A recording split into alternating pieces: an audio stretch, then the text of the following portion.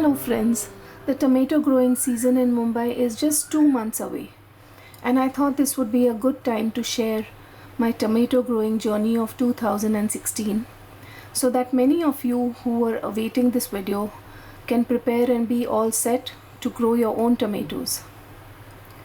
It was my best tomato season so far after I improvised on my gardening practices based on my observations of the previous years. In this video, I will be showcasing the Kellogg's Breakfast Heirloom Tomato, which has been a favorite with Kim of Cali Kim Garden and Home DIY.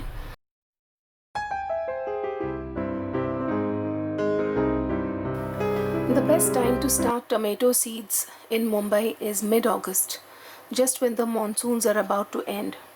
The seedlings get some rainwater and the plants have 2 months to put out green growth and become big. By the time it is November, the plants are already putting out flowers and fruit till the end of February or even up to March if the weather is favorable. For my seed starting, I use a potting mix which contains equal parts of my tea leaf compost, vermiculite and coconut coir. I used a seed starting tray this time along with a tray at the bottom so that it would be easy to water the seedlings once they emerged.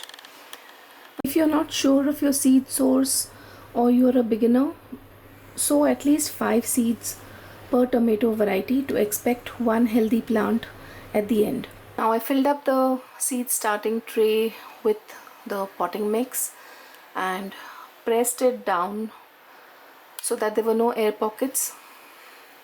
Added some more potting mix and then watered the entire seed starting tray, and I sowed 1 seed per cell, 3 seeds per variety.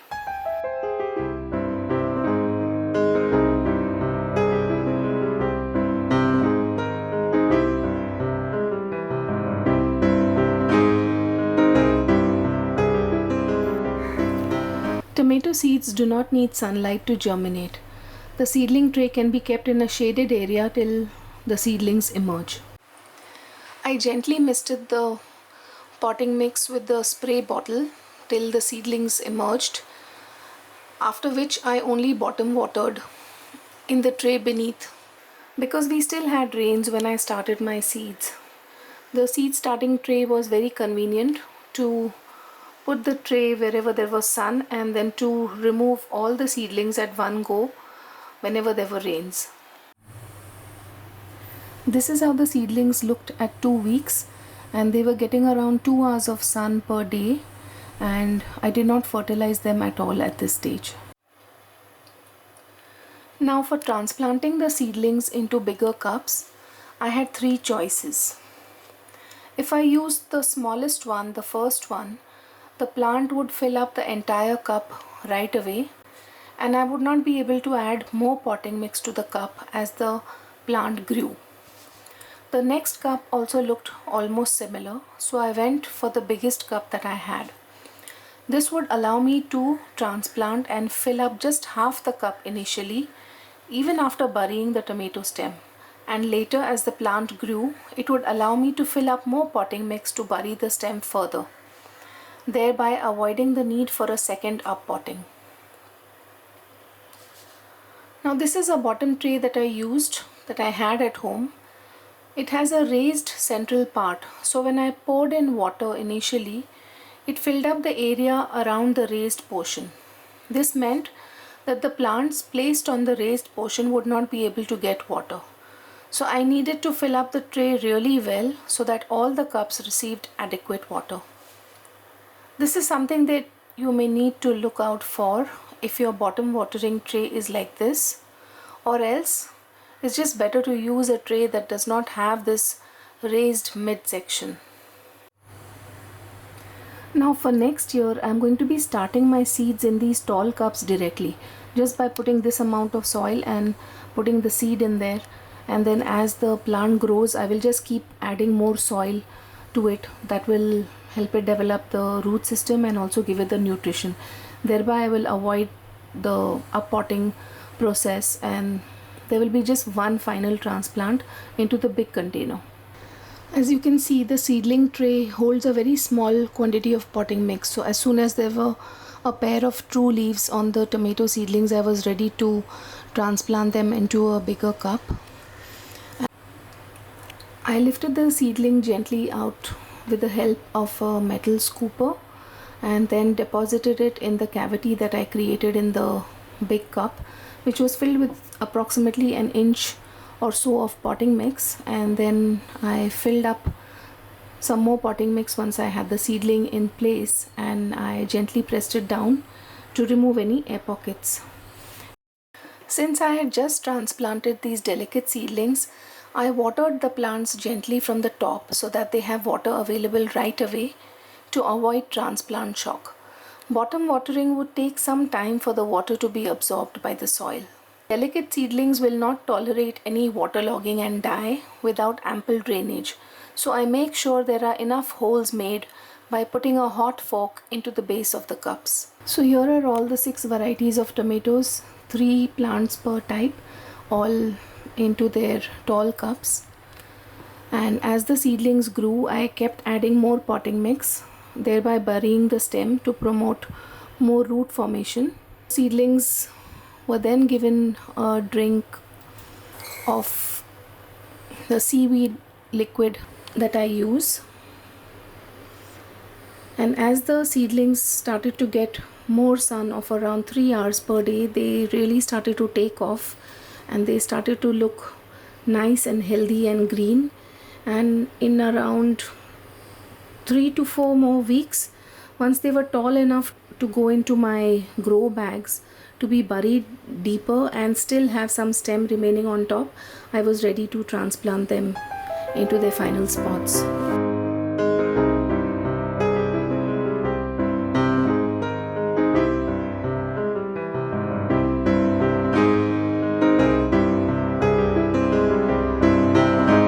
This was my living room window from the outside up until July of 2016.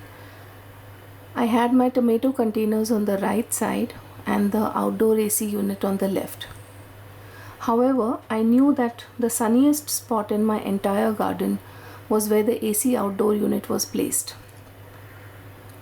So the first change I made to improve my garden was to shift the outdoor AC unit to the right side and the tomato zone to the left.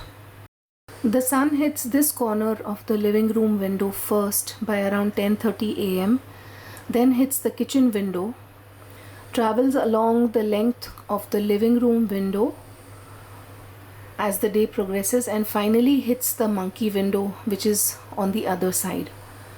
So the kitchen window and the living room window get maximum sun, whereas the monkey window gets sun after around 1:30 p.m. I had planted 2 tomato plants in the monkey window, the tomato berry tomatoes. However, they did not do as well as the tomatoes in the kitchen and the living room windows. So I removed those tomato plants and then decided to use the monkey window as a zone for growing greens, and it worked out really well. I had my vertical planter in the corner, and then in the grow bags I put in various greens and herbs. I was using 16 by 14 inch hard containers for my tomatoes, as this was the biggest size that would pass through to the lower level of the grill. However, at the lower level there was more unutilized space available. So the second change I made was to switch to grow bags, and I was able to place 24 by 24 inch grow bags at the lower level, making it ideal to grow tomatoes. I was able to give my tomato plants a bigger quantity of potting mix and nutrition, add more compost and manure when required, and even create a mini composting zone in each grow bag away from the roots of the tomato plants, which fed the resident red wigglers. The third and final change I made in my garden was to change the way I positioned the plants in my grow bags and containers. Instead of planting in the center, I planted all of my tomatoes and in fact my entire garden at the edge of the grow bags. This allowed me to push out all of my plants outside the grill as soon as they reached a height above the grow bag height. This gave them maximum sun exposure possible as compared to the previous years. Earlier, my tomato plants would start getting sun only by 1 pm while they were inside the grill on the right side of the balcony. However, with the new positioning of the grow bags and by planting on the edge, the plants were able to get sunlight by 10:30 am up until 3:30 pm. You can see the lush growth of the yellow pear tomatoes here and all of the other plants that are growing outside of the grill. I was harvesting cherry tomatoes by early December in 2016 as compared to April in 2015.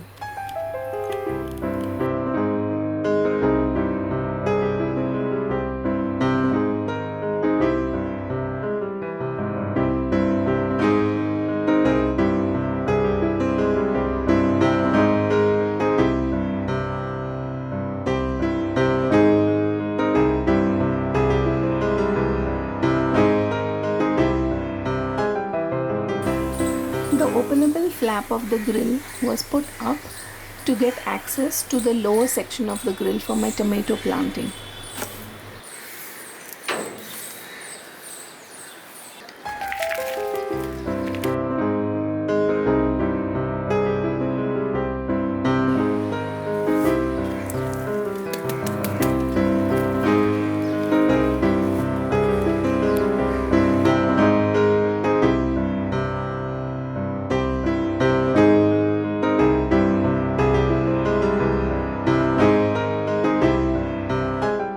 All of the tomatoes were transplanted into the grow bags on the same day for ease of watering and fertilizing. As soon as I was able to push them out of the grills, they were off to a flying start and grew beautifully without any issues or pests. I had 2 Kellogg's breakfast tomatoes in the 24 by 24 inch grow bag. However, one started to shade out the other, so I cut off one plant after 2 months. The grills acted as automatic support for the plants, and I tied up the stems to the grill as the plants grew to around 6 feet, after which I allowed the plant to cascade down, which gave some shade to the tomatoes that had started to set by early December. Almost all the blooms converted to fruit thanks to the bees that visited my tomato flowers. Surprisingly, stingless bees were not regular visitors. I cannot emphasize enough that growing tomatoes in hot weather is all about getting the timing and the temperatures right.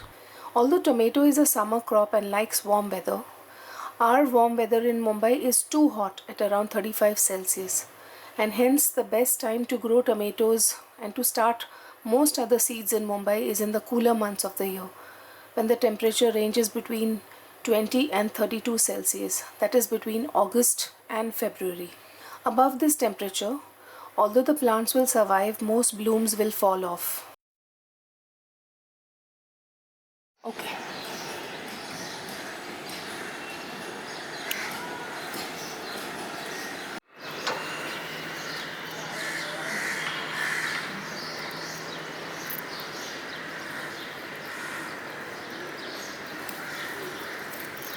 Great.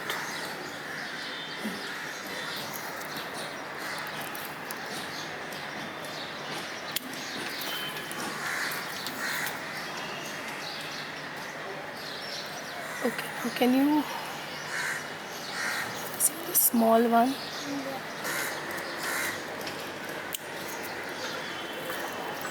Okay, great. The lower one. Just see the stem, huh?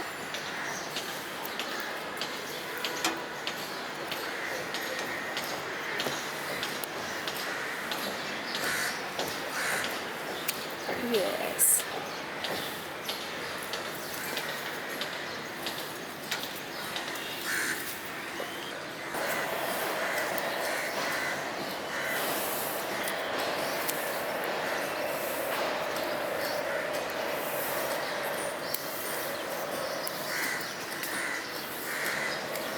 We got abundant harvests from one Kellogg's breakfast tomato plant, much to our delight. The tomatoes looked just gorgeous and we couldn't wait to get our first tasting. So today is 4th of February and my first Kellogg's breakfast tomato. It's not a very big tomato. It's ripened on the vine, and when I harvested it I noticed a small patch of blossom end rot, but I'm going to cut this open anyway and see how it looks and tastes. Wow. On slicing the tomato, it was beautiful in cross section, meaty and glistening with the juices. It was very sweet to taste with hardly any acidity. For the tasting,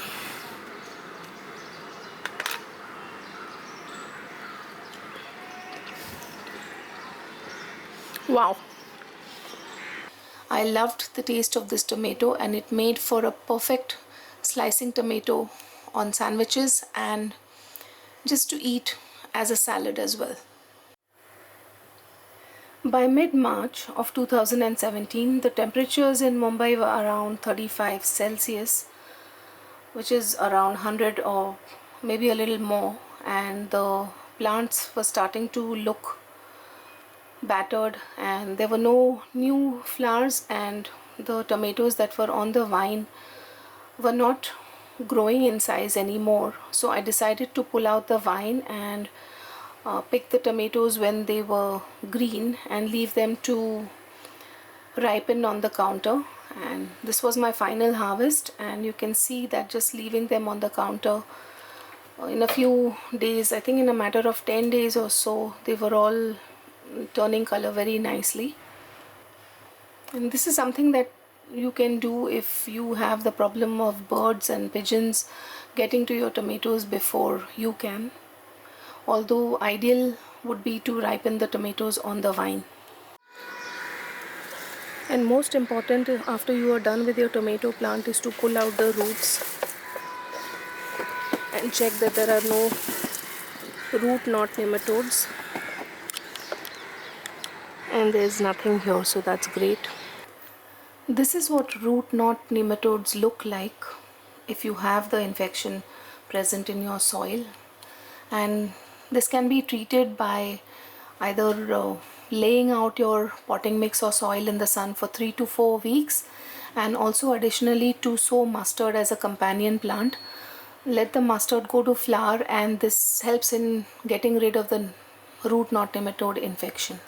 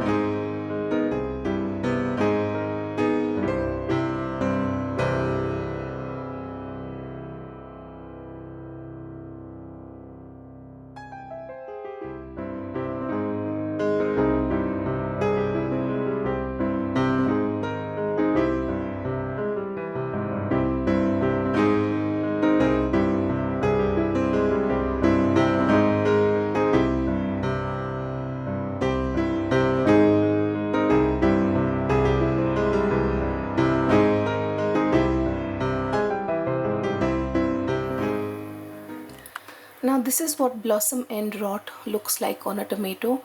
You'll see a dark brown discolored patch usually at the bottom of the tomato, and this is caused by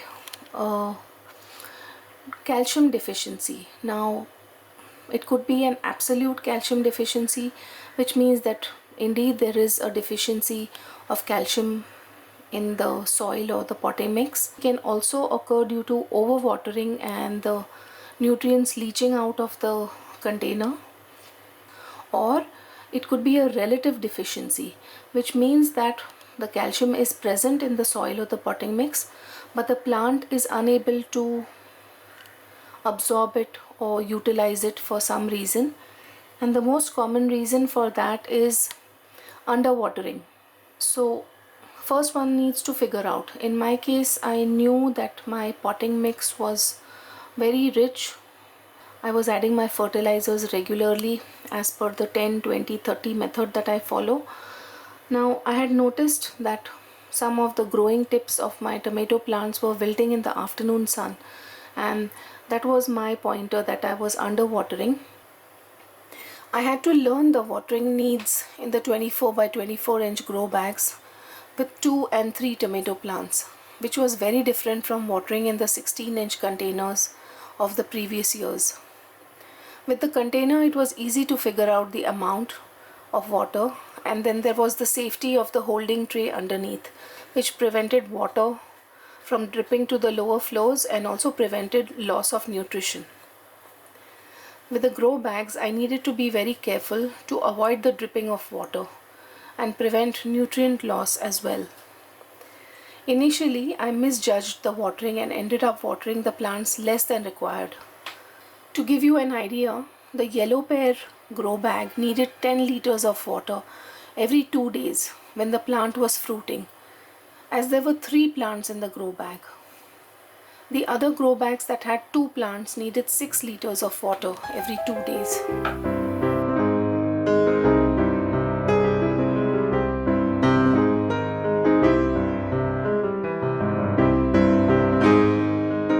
The Kellogg's breakfast tomato fortunately did not have any pests or diseases.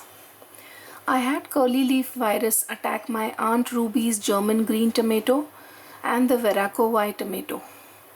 I could save the Aunt Ruby's by pruning the plant back drastically, and the new growth was very healthy and the plant went on to produce very nicely for me. However, I could not save the Veracco white tomato.